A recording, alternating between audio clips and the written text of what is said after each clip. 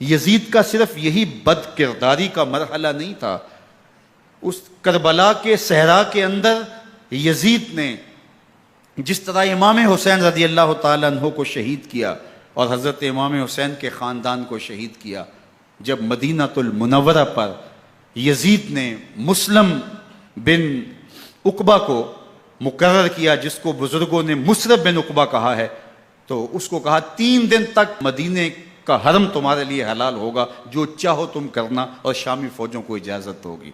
تو وہاں بھی انہوں نے 10,000 تابعین اور 700 صحابہ کو شہید کیا۔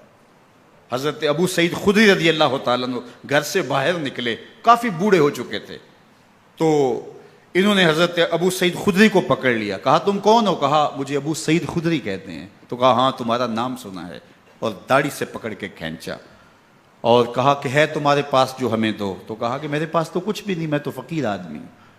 تو ان کے گھر ان کو لے گئے، تو 2 کبوتر رکھے تھے حضرت ابو سعید خدری نے، تو وہ کبوتر لوٹ کے لے گئے۔ تو ایک خاتون کے ابھی بچہ پیدا ہوا تھا، اور قابلہ نے، دائیا نے، وہ بچہ ماں کی چھاتی پہ لٹایا، اور وہ ماں کا پہلا دودھ پی رہا تھا۔ تو یہ جا کے کہنے لگے نکالو تمہارے پاس جو کچھ ہے، جو کچھ ہے وہ ہمیں دو، ورنہ تیرے بچے کو نہیں چھوڑیں گے۔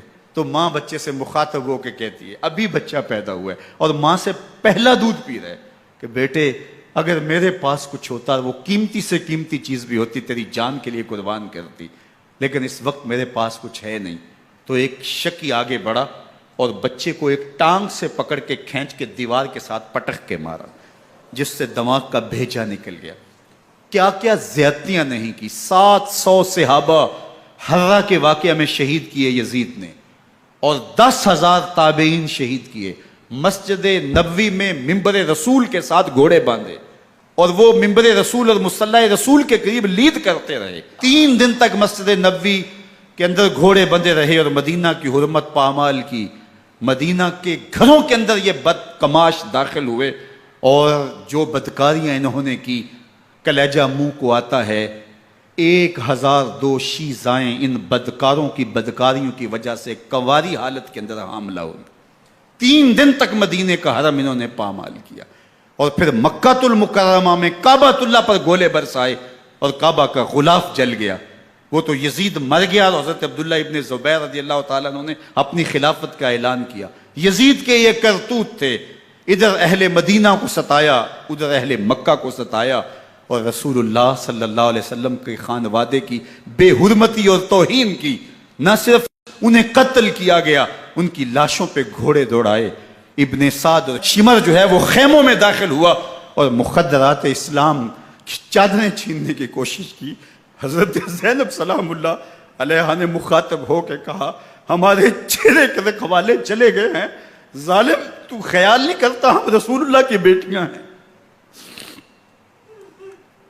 حضرت شہربانو، حضرت زین العابدین اور حضرت زینب سلام اللہ علیہ، ان تینوں کو ایک اونٹ پہ باندھا گیا، اور باقی اونٹوں پہ باقی سادات کو، حضور کی شہزادیوں کو باندھا گیا، رسیوں میں جکڑا گیا، اور اونٹوں پہ باندھ کر کے کوفے کی جانب آگے آگے شہیدوں کے سر چل رہے ہیں، اور پیچھے یہ قافلہ چل رہا ہے۔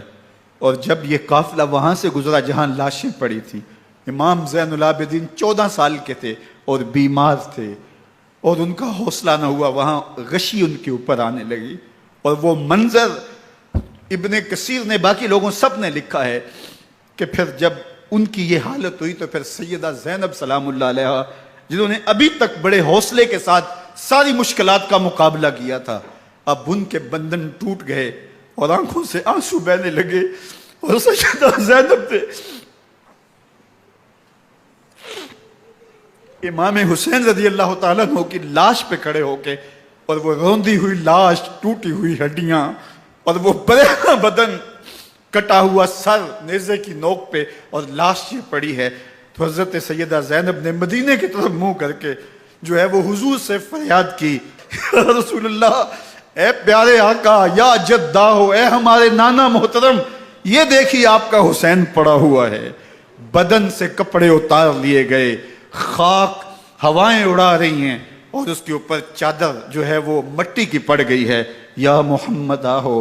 اور آگے فرمایا حضور آپ کی اولاد کاٹ دی گئی، اور پھر کہا بناتوں کا سبایا، حضور دیکھیے آپ کی بیٹیوں کے ہاتھ باندھ دیے گئے ہیں، اونٹوں پہ کس دیا گیا ہے، سرے شہیدہ آگے آگے چل رہے ہیں۔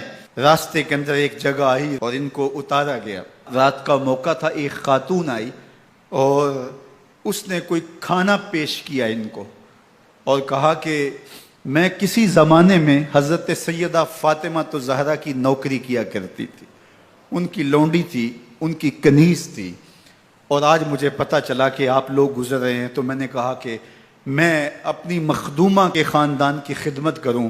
اور پھر اس نے کہا کہ اس وقت سیدہ کی گود میں ایک 6-7 ماہ کی بچی تھی جس کو زینب کہا کرتے تھے، تو سیدہ زینب نے کہا کہ اماں اگر پہچانتی ہو تو وہ بد نصیب سے